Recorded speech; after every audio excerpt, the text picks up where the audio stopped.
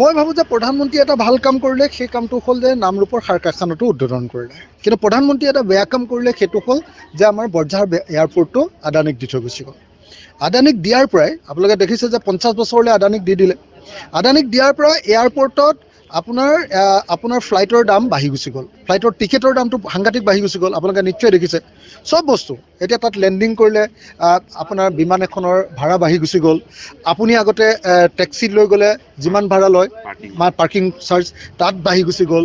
চব বস্তুৰে আপোনাৰ বস্তু অনাৰ ক্ষেত্ৰত দাম বাঢ়ি গ'ল, মানে বিমানৰ ভাড়া বৃদ্ধি কৰি দিলে।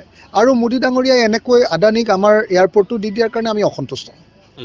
জুবিন গাৰ্গৰ কথাতে এবাৰ উচ্চাৰণ নকৰিলে বা এইটো বৰ দুৰ্ভাগ্যজনক কথা যে মোদী ডাঙৰীয়া আহিলে আৰু মই দেখিলোঁ যে আপোনালোকে সকলোৱে দেখিছে যে তেখেতে আমাৰ জুবিন গাৰ্গৰ মৃত্যুৰ পাছত প্ৰথমবাৰ আহিছে। প্ৰথমবাৰ অহাৰ পাছত জুবিন গাৰ্গৰ সম্পৰ্কে এটা শব্দ নক'লে।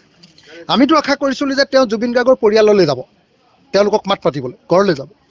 আমি আশা কৰিছিলোঁ যে জুবিন ক্ষেত্ৰলৈ যাব সোণাপুৰ, কিন্তু সেই সোণাপুৰলৈ জুবিন ক্ষেত্ৰলৈ যোৱাটো বাদেই দিয়ক। দুৰ্ভাগ্যজনকভাৱে তেখেতে এবাৰৰ কাৰণেও জুবিন গাৰ্গৰ নামটো তেখেতে উল্লেখ নকৰিলে। এইটোৱে প্ৰমাণ কৰে যে জুবিন গাৰ্গক লৈ এওঁলোকৰ ফবিয়া আছে। এওঁলোকে জুবিন গাৰ্গৰ ইছ্যুটো তল পেলাব খোজে।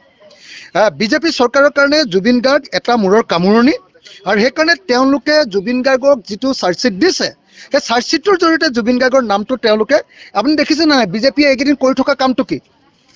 বিজেপিয়ে কৰি থকা কামটো হ'ল জুবিন গাৰ্গৰ বদনাম উলিওৱা, চৰিত্ৰ হনন।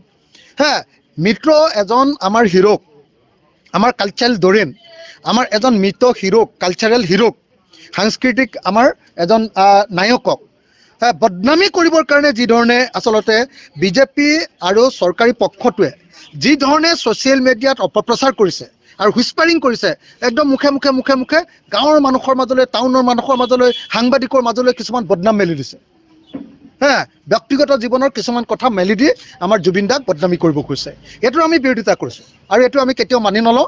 জুবিন গাৰ্গ যিসকলে বদনামী কৰিব খুজিছে তেওঁলোক অসমৰ জনগণৰ শত্ৰু, অসমৰ জাতীয় জীৱনৰ শত্ৰু, আৰু বিজেপিয়ে সেইটোৱে কৰিছে, আৰু সেইকাৰণে বিজেপিক আমি কেতিয়াও ৰেহাই নিদিওঁ। এটা গুৰুত্বপূৰ্ণ কথা